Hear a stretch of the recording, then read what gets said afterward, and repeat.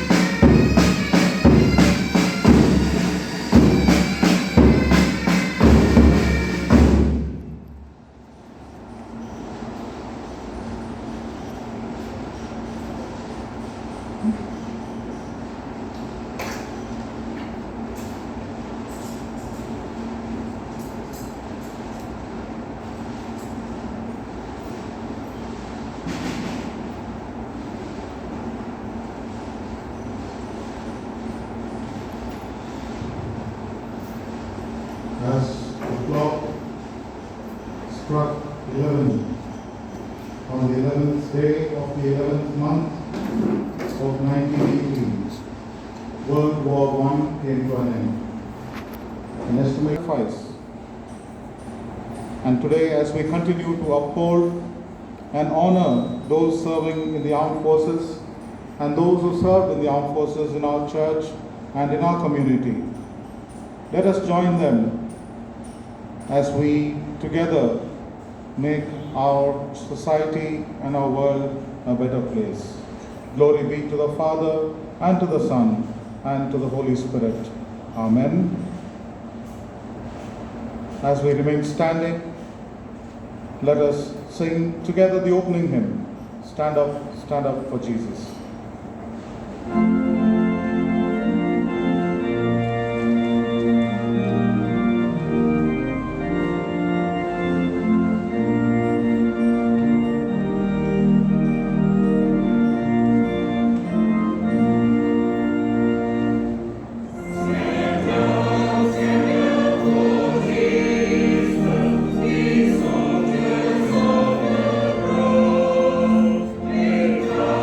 Praise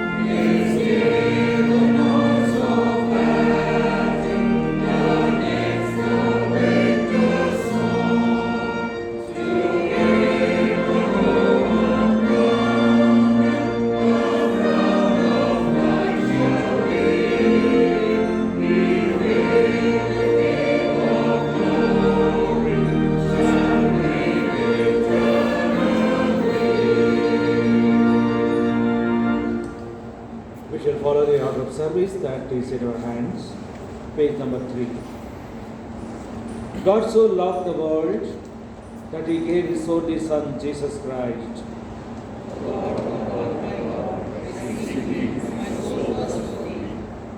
This I call to mind, and therefore I have hope.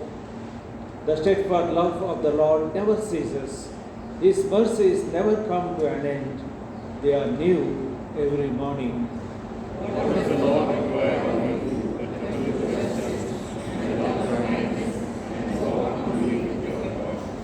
Let us join in the litany of praise and trust. Please be seated.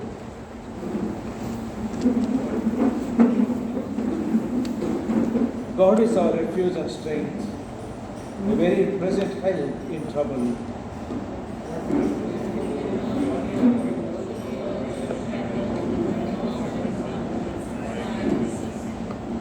Though the waters foam and rage, the fountains shake at their surging,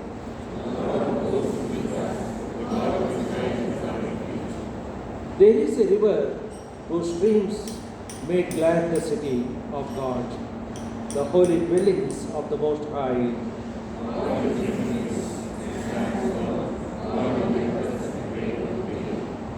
Even if the nations are in chaos and kingdoms fall, God's voice resounds, the earth melts away.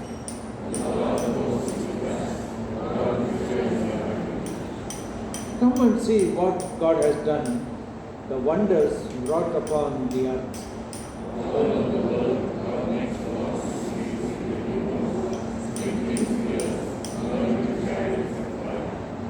God says, "Be still and know that I am God. I am exalted among the nations, exalted upon the earth."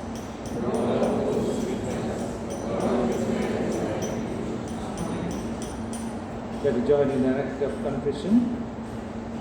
Let's give a moment of silence.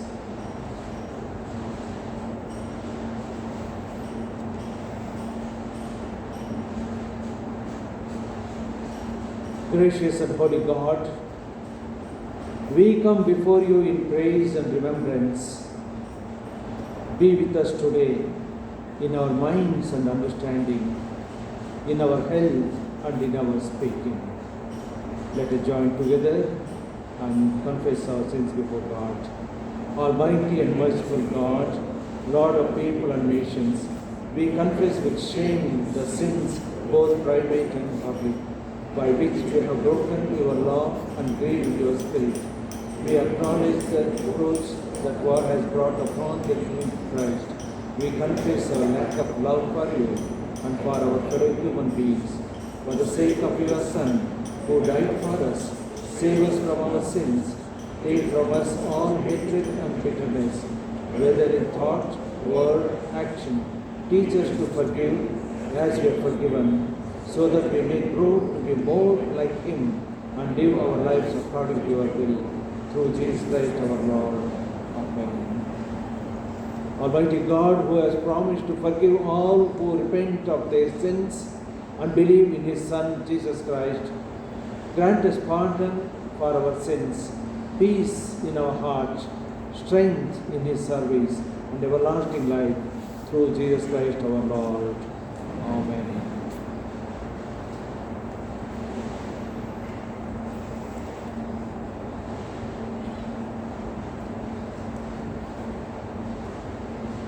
We will now enter into the lighting of the candles. I request the serving officers of the armed forces to kindly come forward and light the respective candles.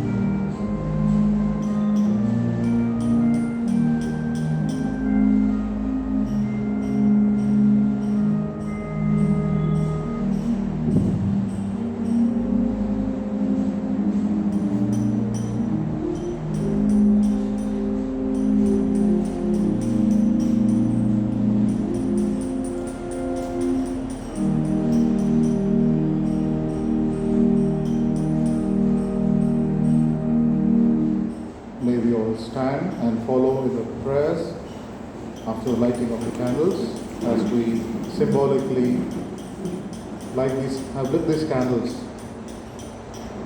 We light the candle for forgiveness.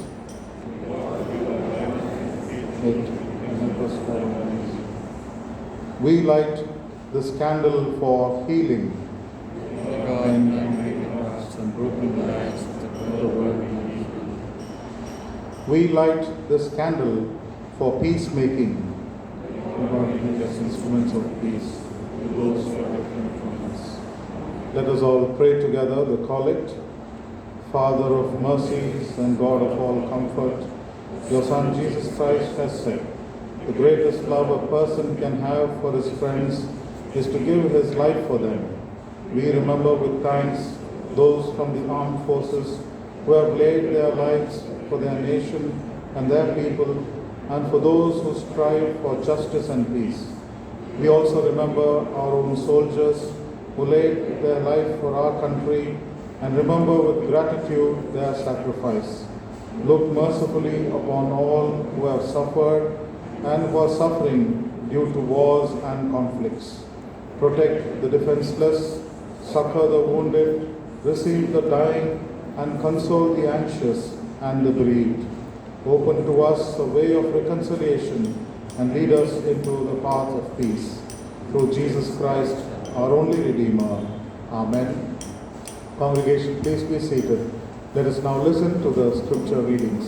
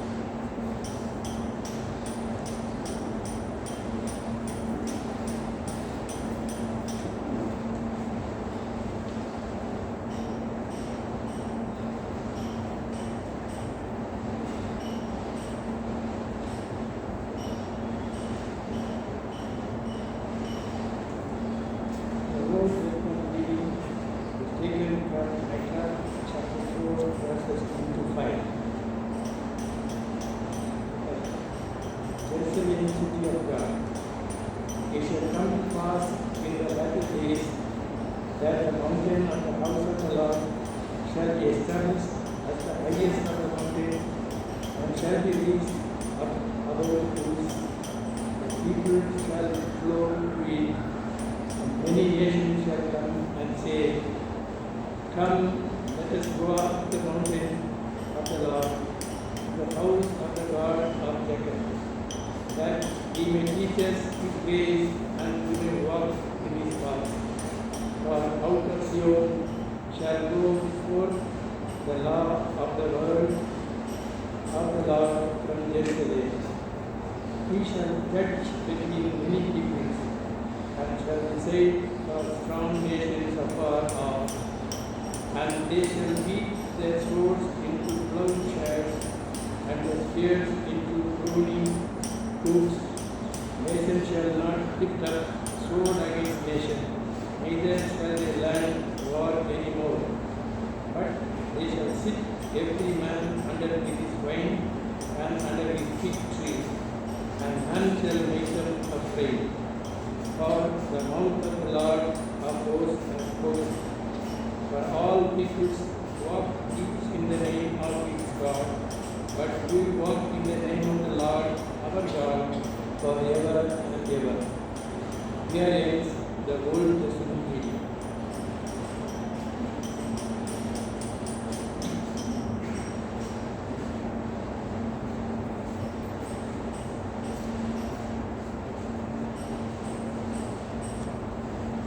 Let us now listen to the epistle reading.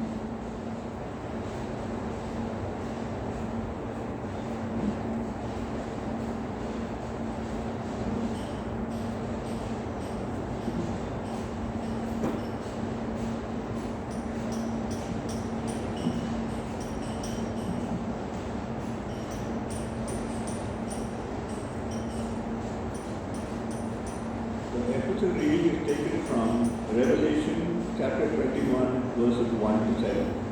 Revelation chapter 21, beginning at the first verse. The new heaven and the new earth. Then I saw a new heaven and a new earth, for the first heaven and the first earth had passed away, and the sea was no more. And I saw the holy city, New Jerusalem, coming down out of heaven from God, prepared as a bride adorned for her husband. And I heard a loud voice from the throne saying, Behold, the dwelling place of God is with man. He will dwell with them, and they will be his people, and God himself will be with them as their God. He will wipe away every tear from their eyes, and death shall be no more, neither shall there be mourning, nor crying, nor pain any more, for the former things have passed away. And he who was seated on the throne said, Behold, I am making all things new. Also he said, Write this down, for these words are trustworthy and true. And he said to me, It is done. I am the Alpha and the Omega, the beginning and the end. To the thirsty I will give from the spring of the water of life without payment. The one who conquers will have this heritage, and I will be his God, and he will be my son. Here ends the epistle reading. Praise be to thee, O Lord.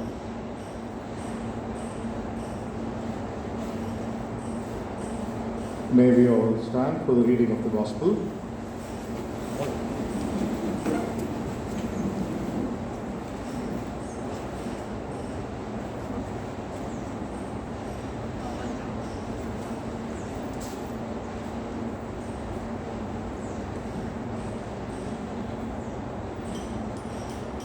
The Gospel reading for the service is taken from the Gospel according to St. John, chapter 15, verses 12 to 17.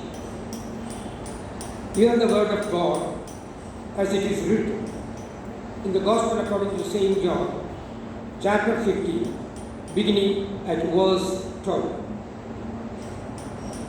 This is my commandment, that you love one another as I have loved you. Greater love has no one than this, that someone lays down his life for his friends.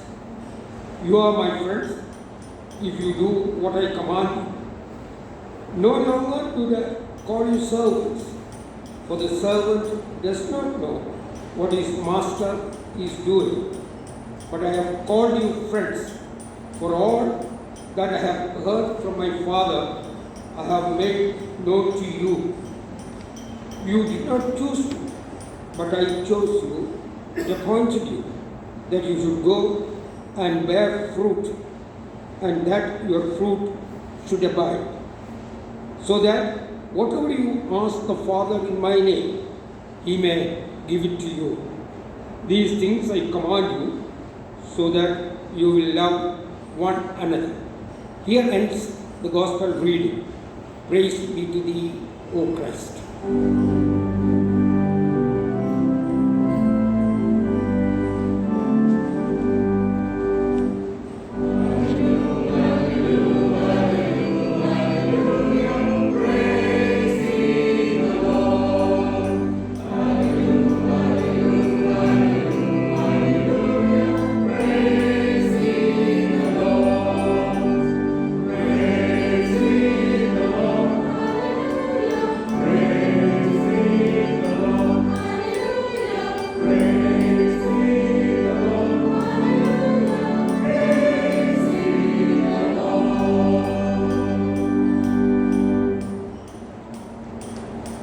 As we remain standing, let us continue to prepare ourselves to meditate on God's Word. Let us sing together the hymn, Eternal Father, Strong to Save, found on page 6.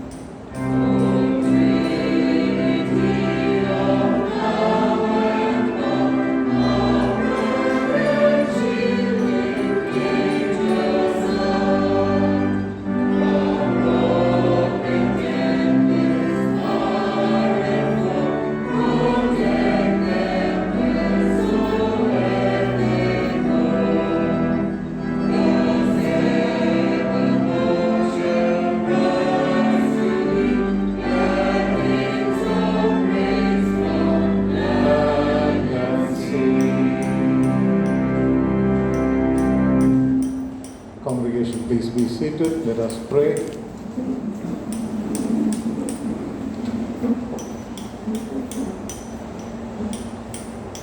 We thank you, O God, for opportunities like this, which you have given to us as a church and as a community, to remember those who continue to serve our country in the armed forces, and also remembering the lives of those who sacrificed their life for our today. Help us, O Lord, through your word, to understand our calling for today, and may your words continue to strengthen us and give us hope. And now may the words of my mouth and the meditations of all our hearts be acceptable to you, O Lord, our strength and Redeemer. Amen. Dear brothers and sisters in Christ, a very warm welcome to each and every one of you, particularly to the armed forces and the representatives of the Army, Navy and the Air Force. A special word of welcome to the band who will continue to be with us through this worship service, and also who will lead us at the ceremony at the cenotaph. On behalf of St. John's Church and the veterans who are many members of our church are veterans of the armed forces. They are also there with us today. On behalf of each and every one of them, I thank the serving officers for your presence and your participation today. A very, very special word of greetings to all the members of our church who have served in the armed forces. It's a matter of great pride for us to see you with your medals, and also those who are still serving in the armed forces. It's a matter of great pride for us as St. John's for your service, for the legacy which you pass on to us.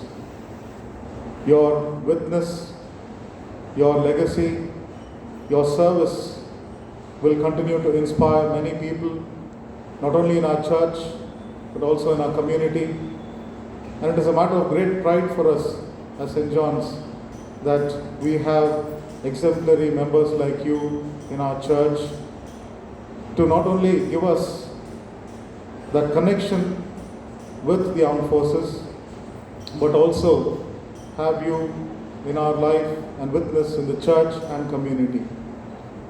We continue to uphold you in our prayers. We continue to celebrate your service to the nation, and may God continue to guide you as you continue to inspire many more. For our short meditation this morning, as we celebrate Remembrance Day or Armistice Day or Veterans Day as it is known world over, we continue in this very age-old tradition in our church. St. Mark's Church and St. John's Church continuously celebrate Armistice Day or Remembrance Day, and keeping up this tradition of honoring those who served in the armed forces and those who are serving in the armed forces. We are all too familiar with the history of Armistice Day. November 11th, which symbolizes peace, which symbolizes reconciliation, and which symbolizes a new way for humanity. And this tradition is a recollection of these values which the countries came together on the 11th of November, on the Armistice Day, to lay down their weapons. And the poppy flower, which was grown in abundance in that area, became a symbol of Armistice Day. And hence each and every one of us have been given that badge which symbolizes Armistice Day, the poppy flower which is a symbol of Armistice Day. And as we continue every year, last year we were not able to celebrate this due to the COVID and to the pandemic lockdown, many factors which prohibited us from celebrating Remembrance Day last year. And we are fortunate this year that we are able to do so in this manner, even with our limited prohibitions and limitations. So as we continue to celebrate Remembrance Day, the three readings for us remind us of the values, remind us of the purpose, and give us new direction as a church and a community. War, conflicts are very much part of human history. I don't think there's any point in human history where there has been no war. No matter how much societies and communities, leaders also try to maintain peace, try to maintain cordiality between nations and communities, there is always this situation of war or the threat of war. Even though there is no war, there is always this need to protect, to defend, and to maintain peace. It is in this context of protecting and maintaining peace and defending that the armed forces in our country and all countries do it not for themselves, but for a higher calling, that is for the people, the nation, and the society. And this goes very much in line with the gospel passage. The gospel reading, John chapter 15, 12 to 17, where Jesus used his life as an example and said, I do not call you servants, but I call you friends. And a friend lays down his or her life for one's own friend. For the sake of the friendship, for the sake of the relationship, for the sake of the bonding, Jesus said, I lay down my life for you. And this is very much seen or very much exhibited and expressed in the armed forces. They do not live for themselves.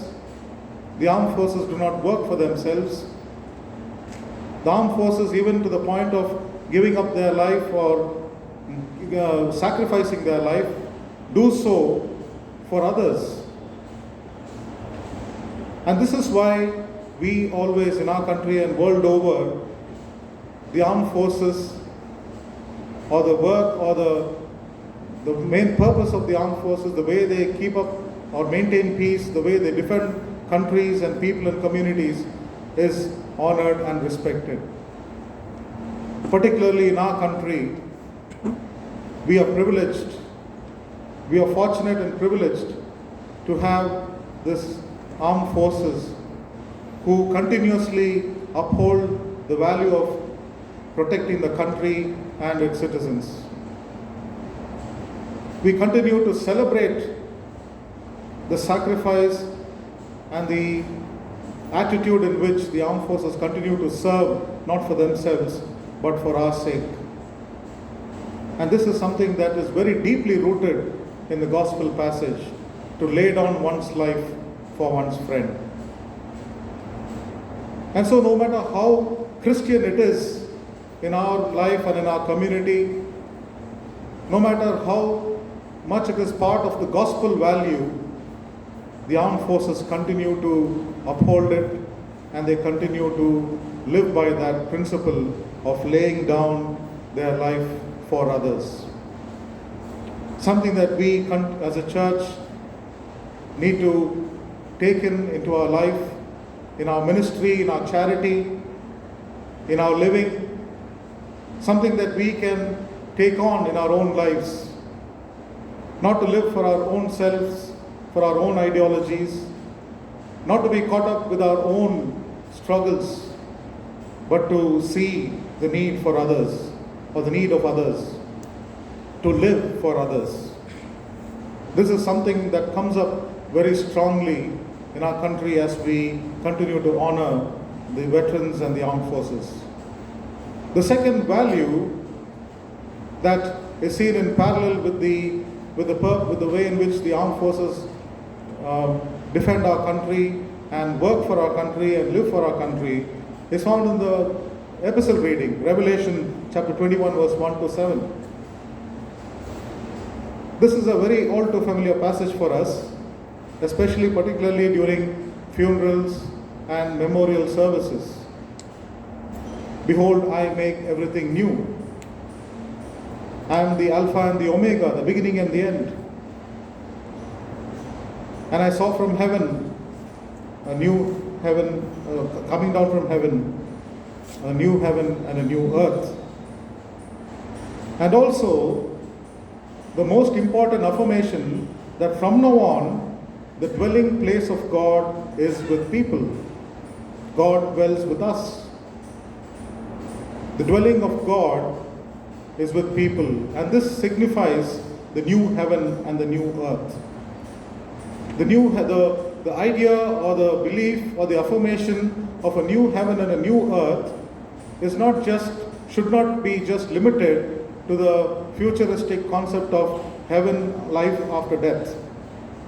A new heaven and a new earth is the realization of God's living in us, God dwelling among us. And I like this word dwelling, because to dwell is not just to be a guest. God is not a guest among us. God dwells with us like a family member. God dwells with us in the same way we live with our spouses. God dwells with us, God is with us in the same way we live in our family life. And family life is not just only in good occasions or in good situations or in good times, but family life comprises of all emotions and all struggles and all conflicts. God dwells among us.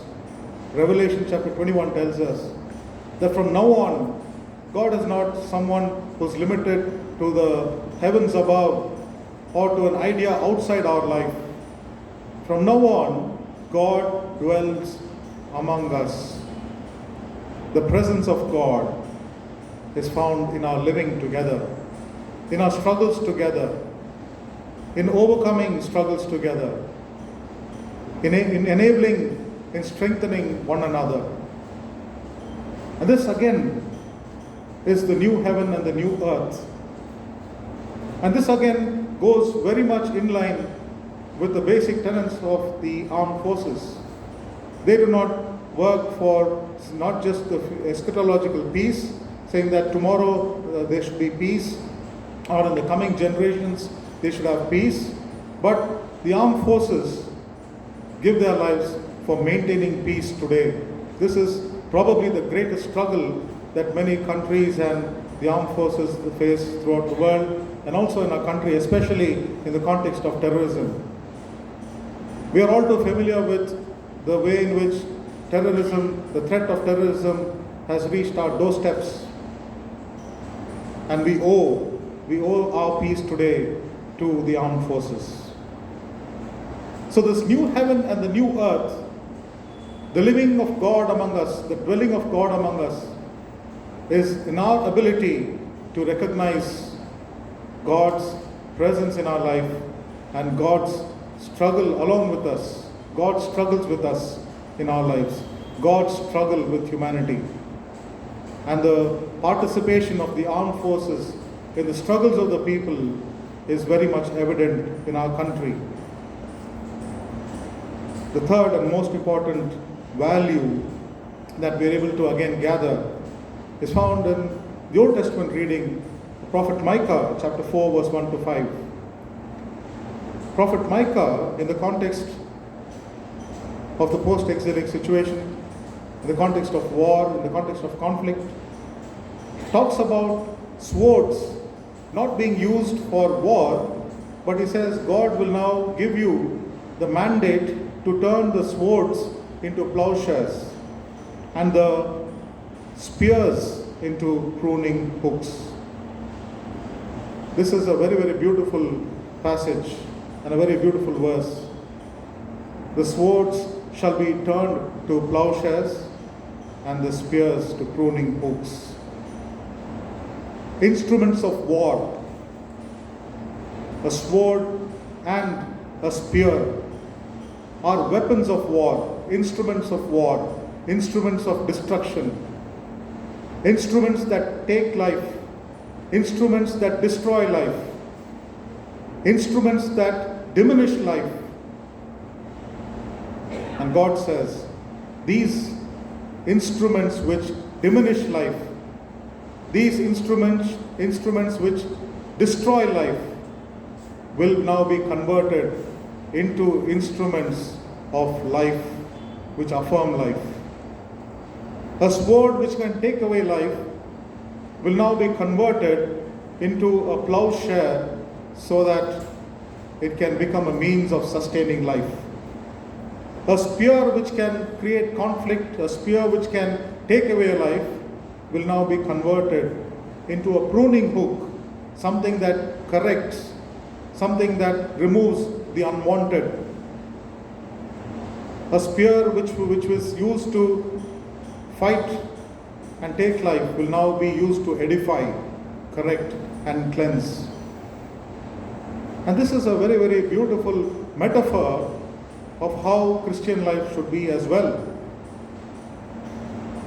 We are not called as instruments of war. Human society is not founded for the purpose of war. Families, communities are not created for the purpose of conflict. We have been given life. Life itself is not given to us for the purpose of conflict. Life is given so that we can affirm it. We have been given lives so that we can affirm life.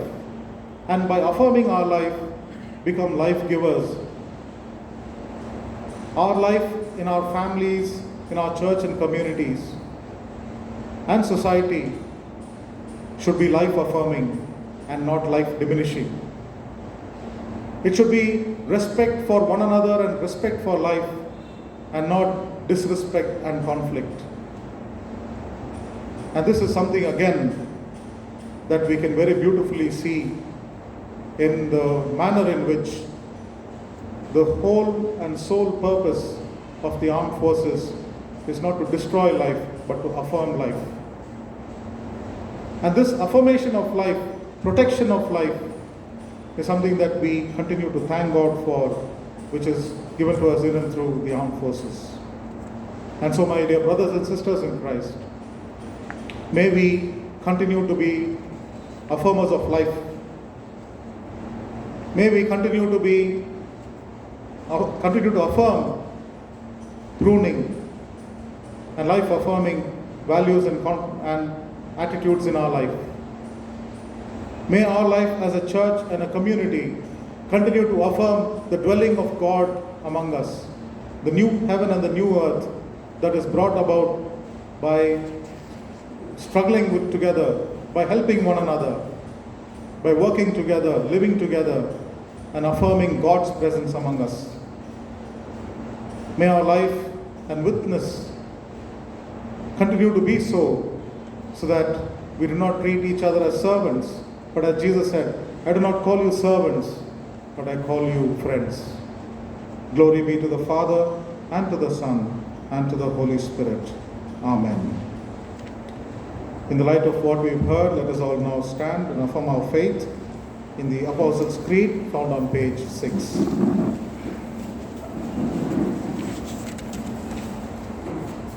I believe in God. I believe in Jesus Christ.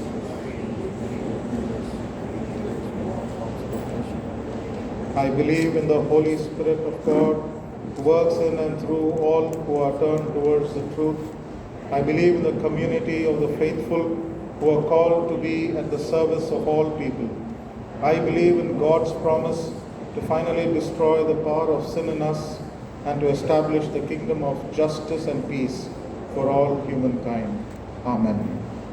Congregation, please be seated for the announcements.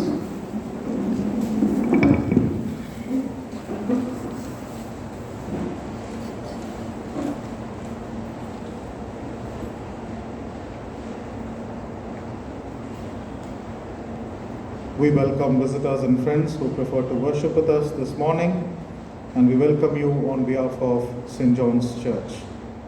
Banns of marriage.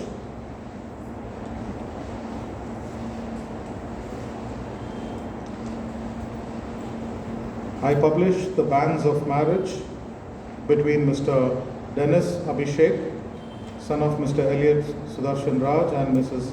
Vinuta Sudarshan, members of our church, with Miss Evelyn Nitisha Pratap, daughter of Mr. Manoj Kumar Pratap, and Mrs.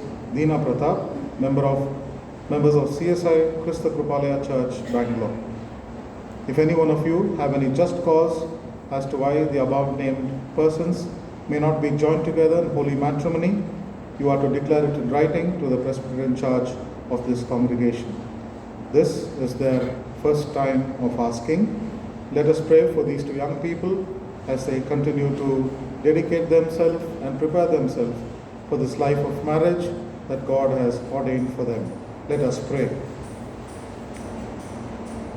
O God, our Creator, we thank you, O God, for giving Mr. Dennis and Miss Evelyn your grace to come together and to accept this life of marriage, that you will bless, O Lord, as they come before your presence. Continue to prepare them for the sacred union. Enable them, O Lord, to accept this life that you have ordained for them, and enable them to realize the purpose and the life which is ahead of them. Enable them, O Lord, as they seek to be joined together in holy matrimony in your presence. Prepare them, O Lord, during these days for the sacred union, and be their guide all the days of their life.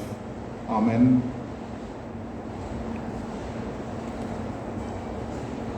We wish all the members of our church who are celebrating their birthdays and wedding anniversaries during this week.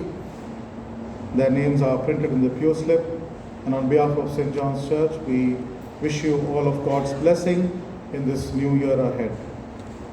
And also members who are celebrating their wedding anniversaries during this week, we pray that God's blessings will be with you as you move ahead in your family life by God's grace.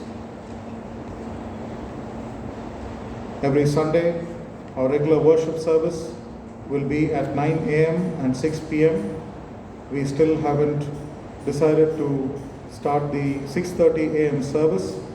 As and when the situations get better, we will also resume the 6:30 a.m. service. But until then, we will continue with the 9 a.m. service in the morning and 6 p.m. service in the evening. The chart of requirements for Stephen's home is displayed outside the church. You may kindly pledge your support for the requirements for Stephen's home, and we appreciate all the members who have done so, and there are some more requirements to be pledged, and we encourage the members to kindly offer their pledges. You may transfer the tithes, offerings and subscriptions can be remitted into the church account through the online payment portal or through the online transfer as well, or it can be done during the week at the church office. Kindly contact the church office for all official matters and clarifications and verifications relating to the administration of the church, and please contact me for all pastoral requirements. Please continue to pray for the restoration of the church building, and it is in this context also that I would like to mention that some of the members probably there's a message, anonymous message, which has caused a little bit of confusion among our church members. One of the workers in the church construction had an injury on the 5th of November, and the contractor has taken immediate steps to get him admitted, and he's well. There was a surgery performed and he is recovering right now, and the injury has also been informed to the diocese. That is the procedure, because all liabilities, as you all know, the restoration project of our church It is not a church project. It is not I who head the project. It is not the church's project. But as per the constitution, all projects above 40 lakhs needs to be implemented by the diocese. This is the procedure. And so our restoration also, church restoration also, is implemented by the diocese and headed by the bishop, and it is monitored by the implementation committee, which consists of diocesan executive committee members and PC members as well.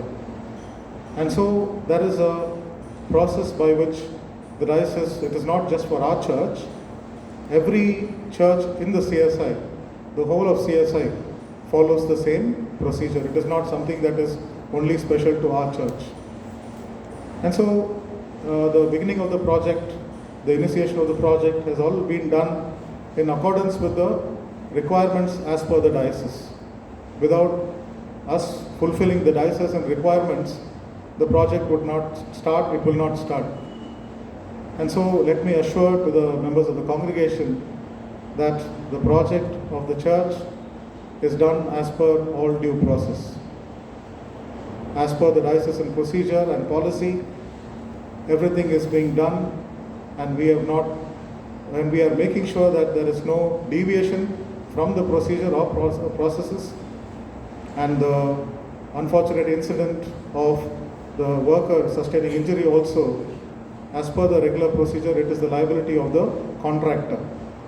The church doesn't pay them any, no church will pay them any money or take up any liability. It is the duty, it is the liability of the contractor, and it is the agreement between the contractor and the diocese. In the case of any project that is above 40 lakhs. Any project within 40 lakhs, it only that comes under the purview of the pastorate committee.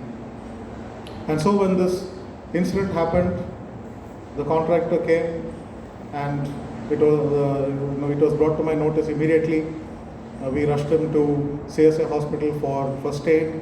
Within a matter of minutes, within 15-20 minutes, we took him to CSI hospital, and from there on, they have taken him to, he was referred to St. John's Hospital and other hospitals, Nimans.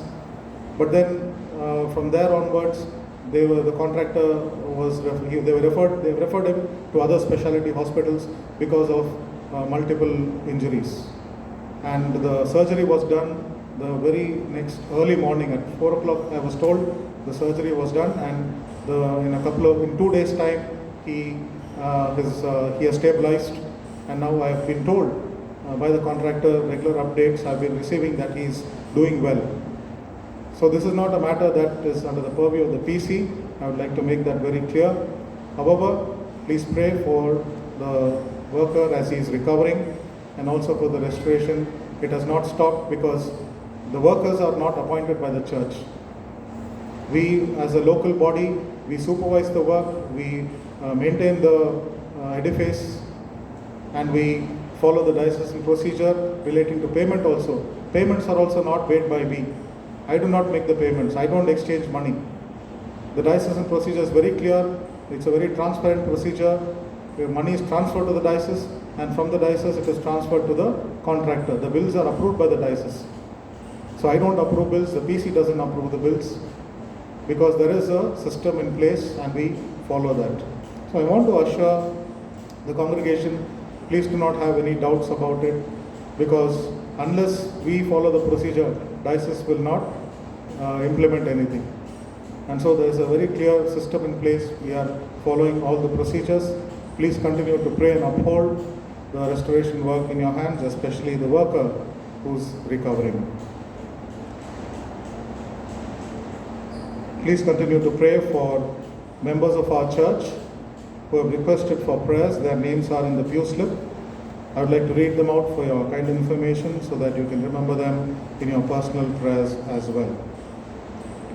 Mr. Joshua O'Kelly, Ms. Letitia Luther, Mr. John Luther, Ms. Joanne Kishanda, Mrs. Nalini Christas, Mrs. Geraldine Lincoln, Mrs. Sarojini Williams, Mrs. Violet Silence, Mr. Samuel Jestas, Mr. Winston Gonzago, Mrs. Eunice Leonard, and Mr. Vinod David. I have been informed yesterday that Mr. Vinod David has been discharged and he is recuperating in his sister's home. So the family wishes to acknowledge the prayers of the congregation.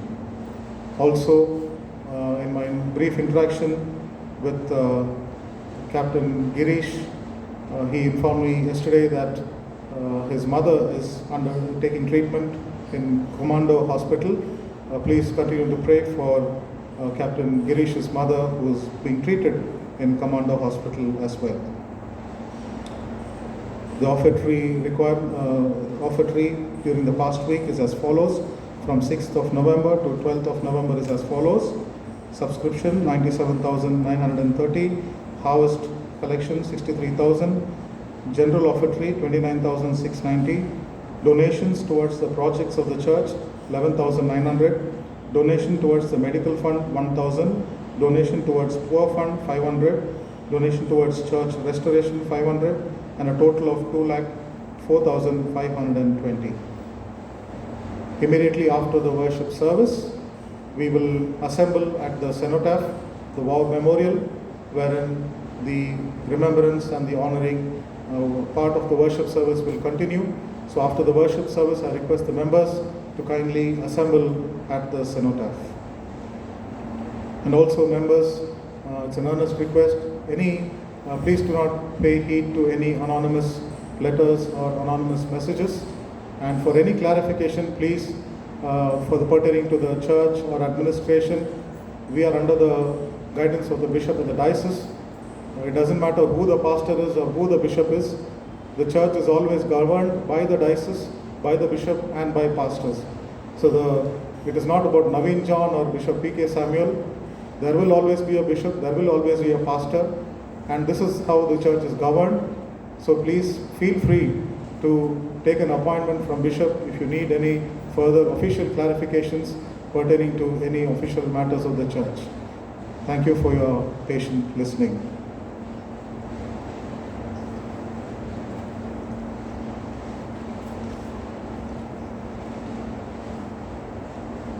May we all now continue in the prayers of intercession that is found on page number 7.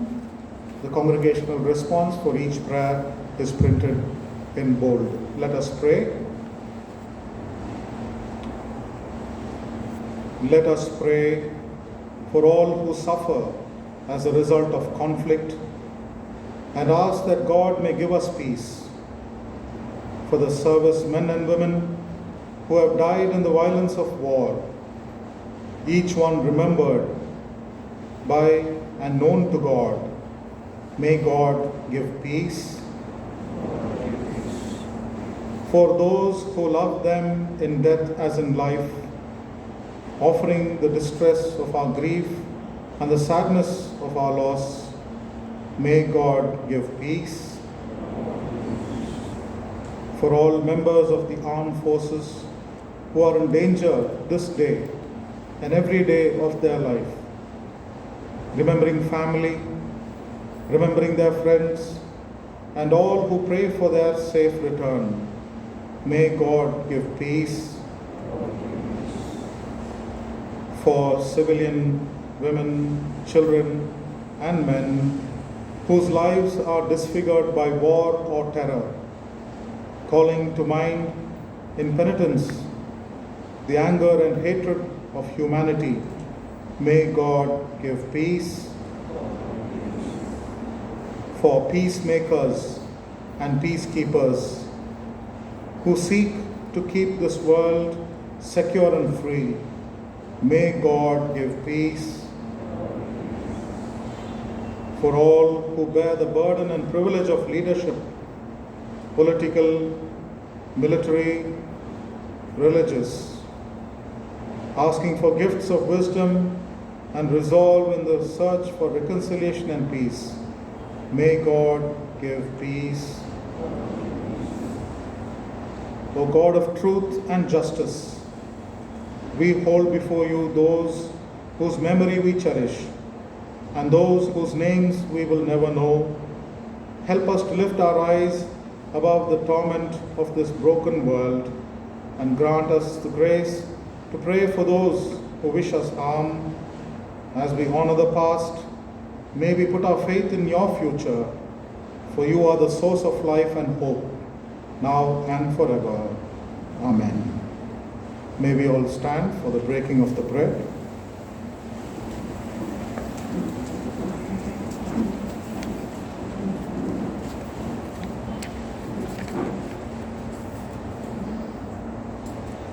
How very good and pleasant it is when people of God live together in unity. We who are many are one body, for we all partake of the one bread. Now I offer and stand sacrifice of salt and joy, sing and hymn on As we sing the hymn Onward Christian Soldiers, let us dedicate our offertory for God and be dropped in the offertory box. Onward Christian Soldiers. Looking up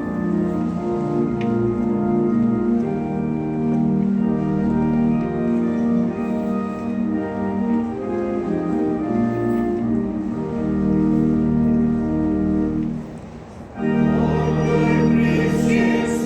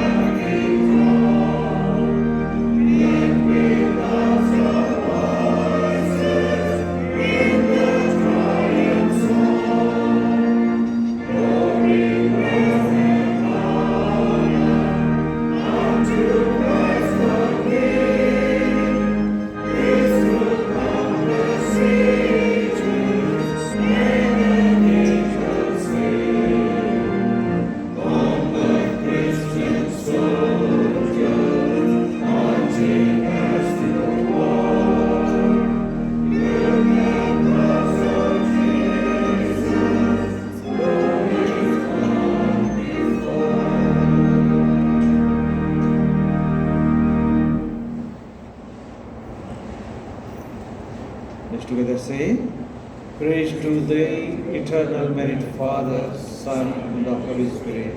Amen.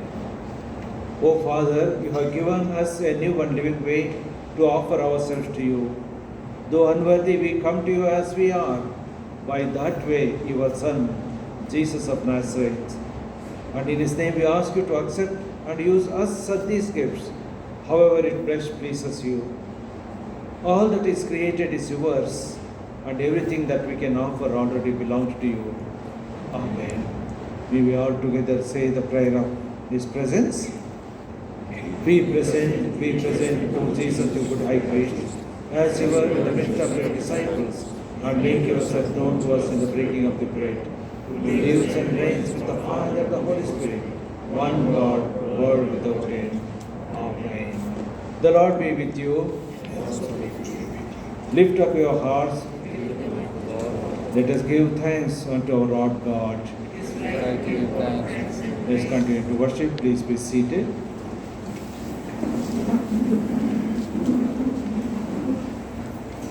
Truly, it is right and good to glorify you at all times in all places by offering your thanksgiving, O Lord, Holy Father. You spoke, and the light shattered darkness. Order arose from confusion. You breathed into the dust of the earth, and we were formed in your image. Through your Son, our Lord Jesus, you came to us while we wandered. He met us as a refugee, a threatened child. He called us by name to leave what is comfortable to be his disciples, friends, and partners. With his outstretched arms on the cross, and through his death he bore our sins, and through his resurrection we are saved. And through your Holy Spirit, you brood over the chaos that we create, mothering us and shaping a new creation. You enlighten everyone coming into the world. You inspire the prophets and the apostles to find the right word at the right time. You liberate, equip, and commission your people for the continuance of your mission to make everything new. Therefore, with angels and archangels, and with all the company of heaven, we proclaim and say your glory.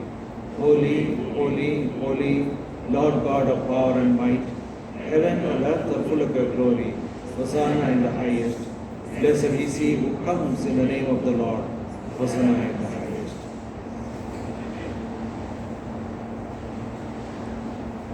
When the sinless one of his own will chose to suffer death for us sinners, he took bread in his holy hands. He gave thanks, blessed, sanctified, and broke it, and gave it to his disciples, saying, Take, eat, this is my body, which is given for you. Do this in remembrance of me.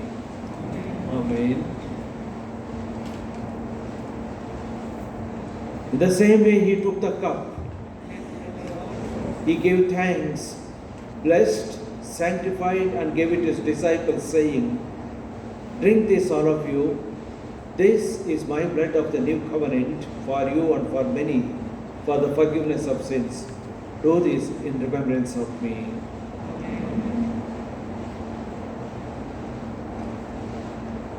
As often as we eat this bread and drink this cup, we proclaim the Lord's presence with us.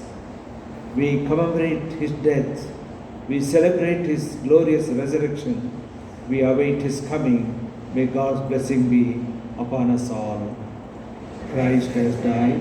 Christ has risen. Christ will come again. Amen. Hallelujah. Our Heavenly Father, have mercy upon us. Send your Holy Spirit to sanctify us on this offering of bread and wine.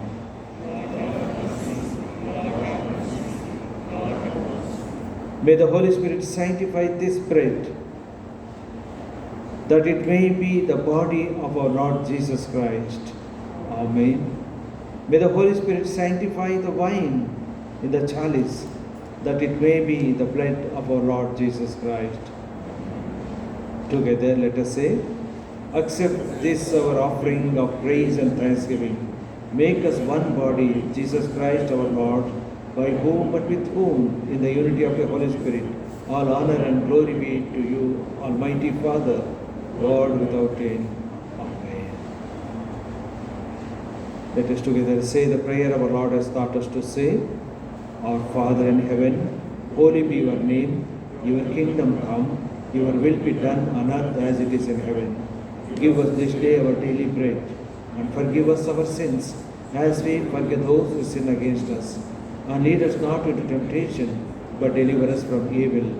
For yours is the kingdom, the power and the glory, forever and ever. Amen.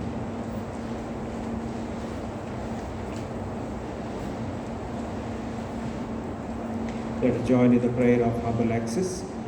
We do not presume to come to this your table, merciful Lord, trusting in our own righteousness, but in your manifold and great mercies. We are not worthy so much as to gather up the crumbs from under your table. But you are the same Lord, whose nature is always to have mercy. Grant us therefore, gracious Lord, so to eat the flesh of your dear Son Jesus Christ, and to drink his blood, that our sinful bodies and souls may be made clean by his most precious body and blood, and that we may evermore dwell in him and he in us. Amen.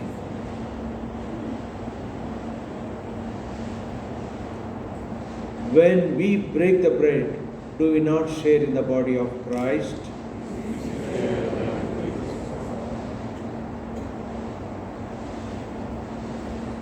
When we lift the cup, do we not share in the lifeblood of Christ?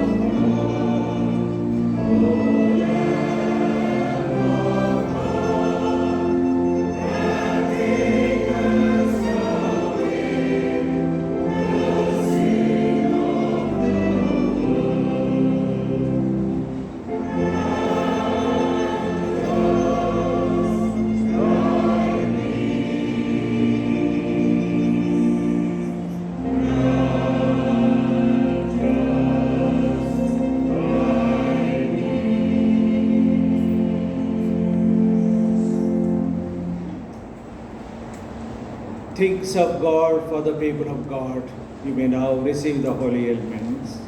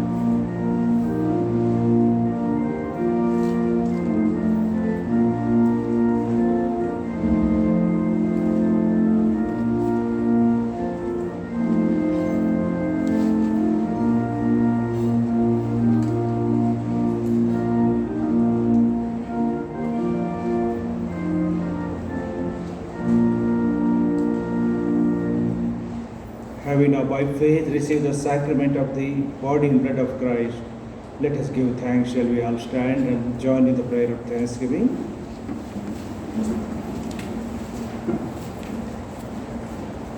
Merciful God of all creation, Holy Father of all people, who through our Lord Jesus Christ united all things in His fullness, we join your whole creation in exultant praise of your bountiful goodness. You have now touched us with new life and filled us with new hope, that your reign will come, the hungry will be fed, that the oppressed will be set free from evil, that your reconciling work will be done, that love and faithfulness will meet together, that justice and peace will kiss each other, and the whole creation will be filled with your glory. Amen. Blessing and glory and wisdom and thanksgiving and honor and power and might be unto our God forever and ever. Amen. Unto God's grace, mercy and protection we commit you. The blessing of God Almighty, the Father, the Son and the Holy Spirit be amongst us and remain with us always.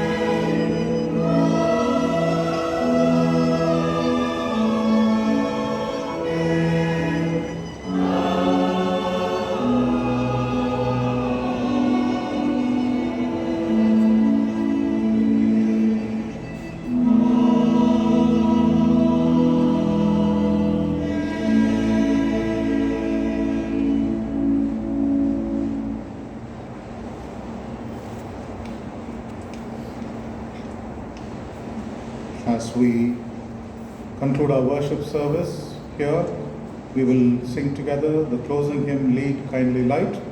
After the singing of the hymn, I request the congregation members to wait for the band and the army personnel to first assemble at the cenotaph, and then the congregation members may join us at the cenotaph. So kindly I request the congregation to wait until the band and the army personnel will exit the church, after which I request the congregation to join us at the cenotaph. Let us all sing together the closing hymn. We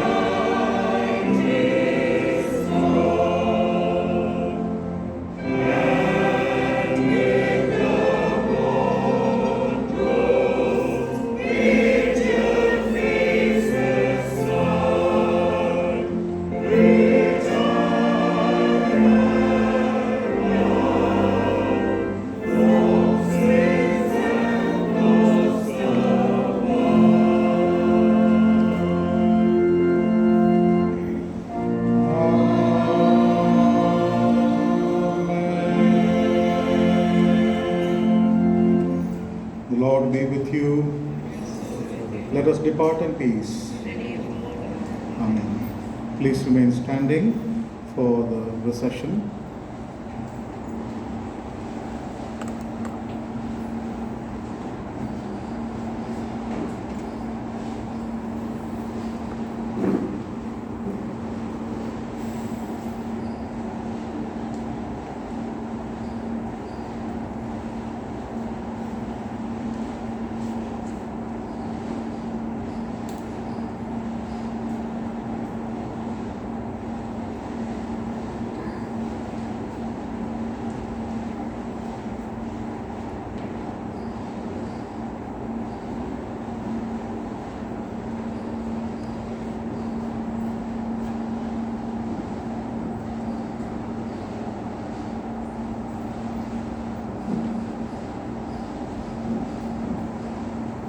Actually, the bands should be played.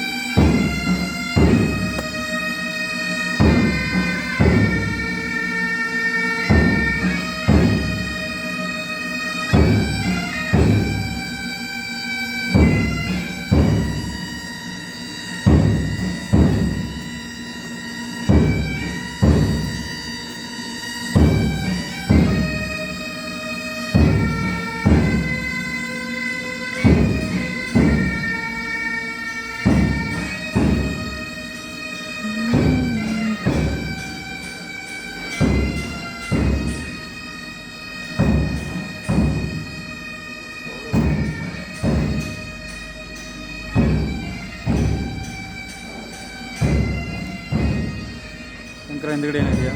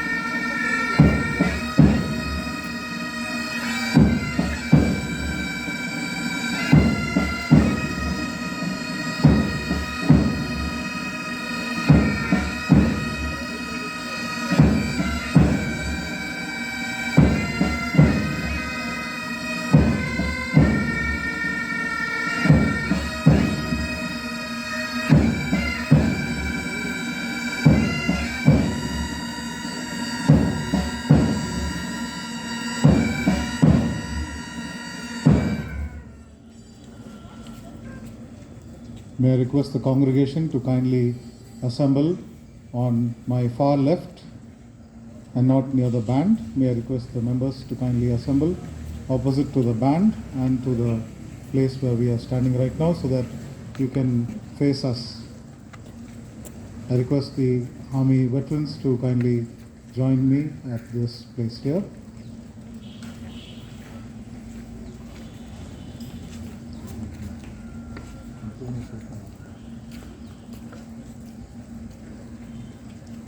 We will follow the ceremony at the War Memorial on page 14. We will follow as it is printed in the pew slip.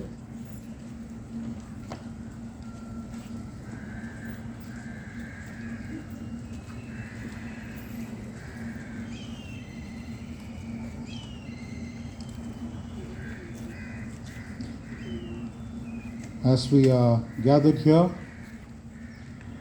to celebrate the life and sacrifice of the Army, Navy and Air Force at this War Memorial and this historic recollection of the Armistice Day, let us all sing together the hymn, Lead Us, Heavenly Father, Lead Us.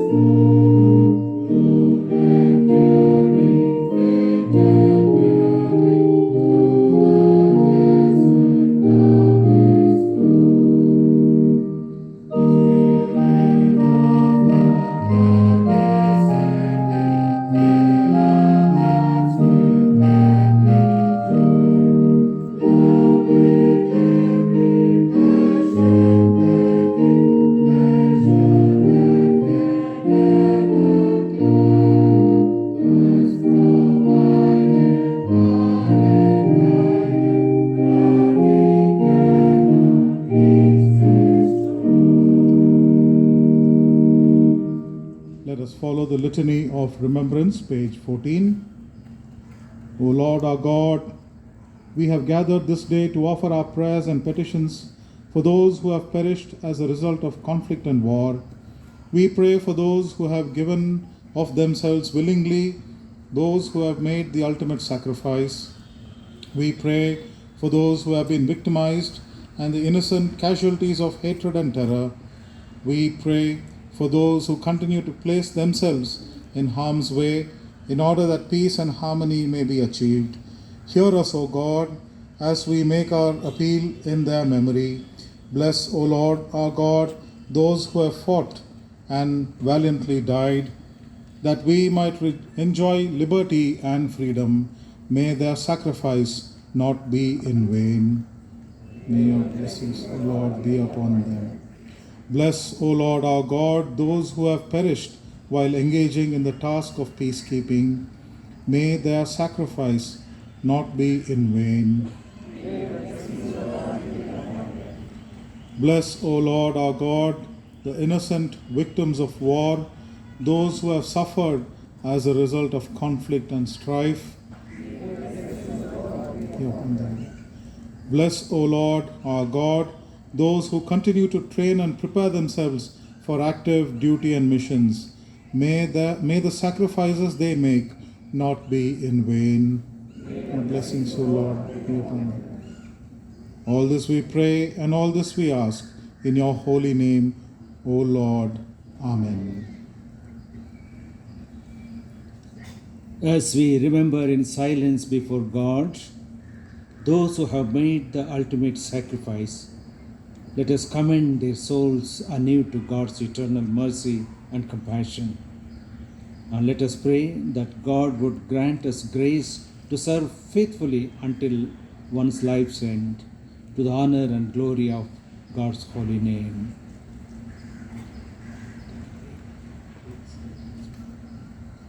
May I request the service officials to lay the wreaths at the center.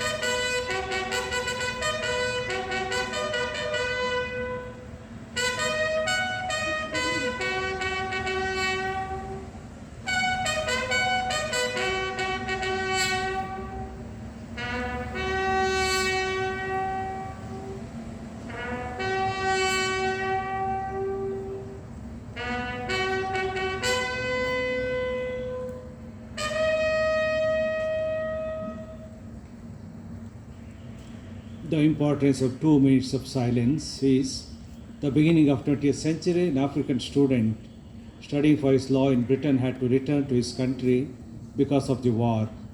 Then he joined the services in his country and then became a major and leading the artillery. Came back to United Kingdom with artillery and was killed in a bombshell at the age of 38. His father was a farmer and he decided that something to be done for those who lay down their lives fighting in the wars. Then he mobilized the people. When the appeal reached the King of Britain, King George V issued an order that on Remembrance Day, 2 minutes of silence to be observed. The first 1 minute for those who have survived, the second 1 minute for those who have fallen. Let's now observe 2 minutes of silence.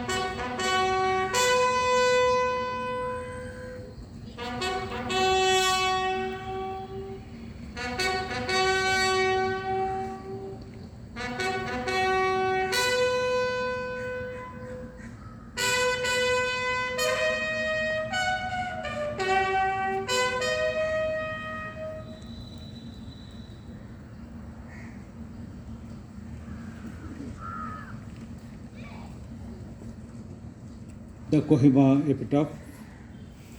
When you go home, tell them of us and say, for your tomorrow we gave ours today.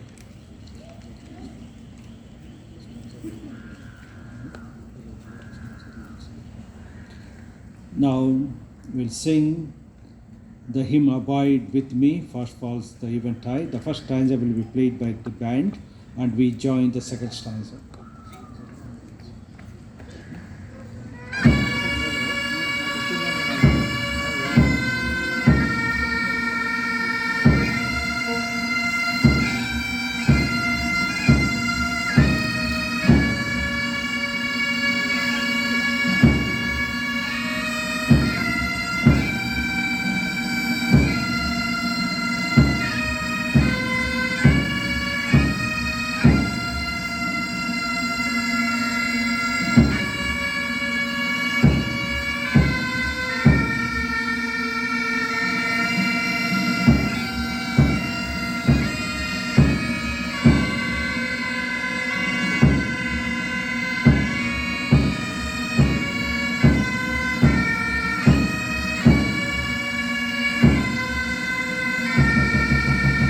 We sing the full hymn.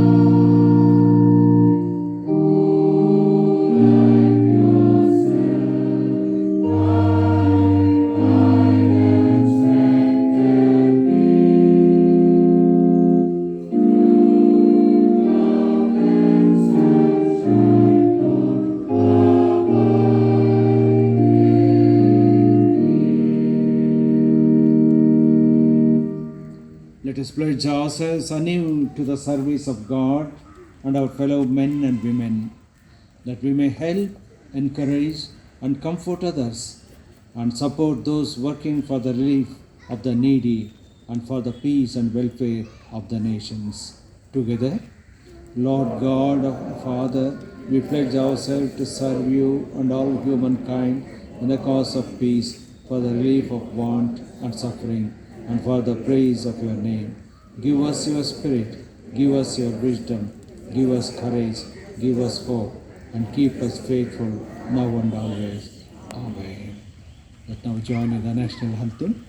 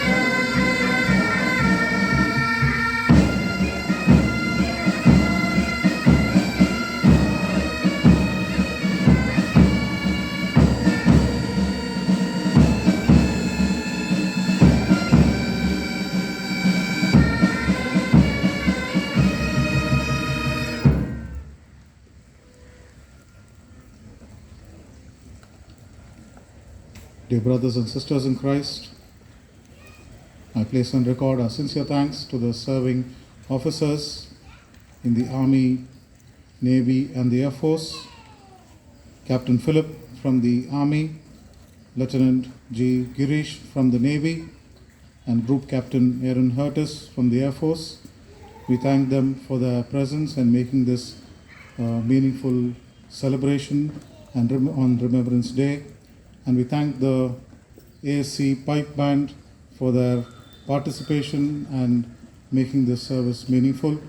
And on behalf of all of us, we extend our sincere thanks to you all. And also I thank the members for your participation in honoring the armed forces and remembering their life and sacrifice.